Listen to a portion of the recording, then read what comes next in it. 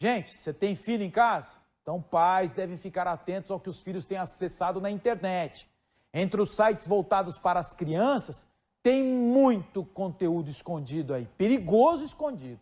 Até em aplicativos que parecem ser inofensivos. Confere aí. Personagens aparentemente inocentes, até fofinhos para quem olha de primeira, mas basta prestar um pouco de atenção para perceber que de ingênuo o desenho não tem nada. O diálogo de teor sexual explícito logo acaba numa situação de estupro.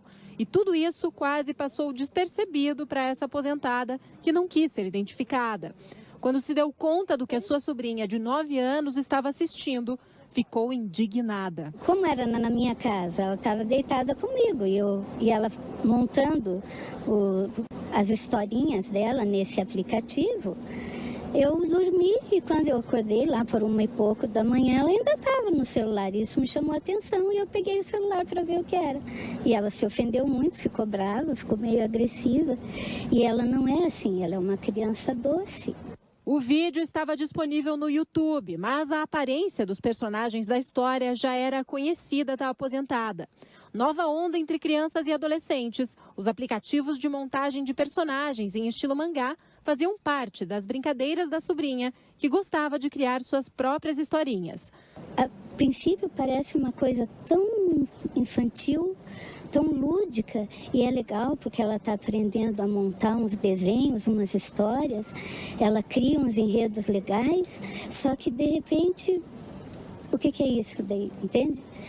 Pode ser seu filho, filho dele, qualquer um está exposto a isso. Não tem como você imaginar o dano na cabeça de uma menina de 8, 9 anos. Confiscar o celular, bloquear o acesso ou monitorar a navegação.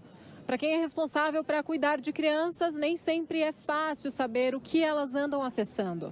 Depois de descobrir o que estava acontecendo dentro de sua própria casa, nossa entrevistada chegou a procurar a polícia. Só que isso não é considerado pedofilia, certo? Porque a pedofilia é quando envolve a imagem de uma criança, né, com atos libidinosos ou com nudez. E no caso, como é uma criação, né, em celular, computador, não é considerada pedofilia. Segundo esta especialista em mídias sociais, conteúdos adultos que agregam elementos infantis estão por toda a internet. O conteúdo está aberto para todo mundo. Então você pode tanto fazer uma busca nos buscadores e acabar sendo posicionado esse vídeo para você. Você pode, durante a tua navegação no próprio YouTube ou em qualquer outro lugar, e ele vir como um conteúdo relacionado.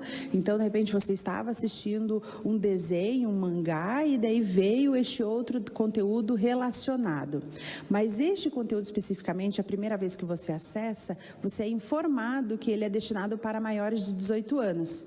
E aí você precisa confirmar a sua identidade, você precisa confirmar a sua maioridade. A especialista reforça, quando o assunto é criança e internet, a atenção e supervisão dos pais é imprescindível. Você precisa tomar cuidados, controle parental, o tipo de pesquisa que ela vai fazer. Então, de repente, ela busca uma palavra inocente, uma palavra genérica, e aí acaba trazendo conteúdos sexuais. Ela precisa configurar as contas para que você informe para as plataformas que ali não estará apenas um adulto, tem uma criança operando também. Prefira e instale o YouTube Kids, porque aí ela vai ter só um universo.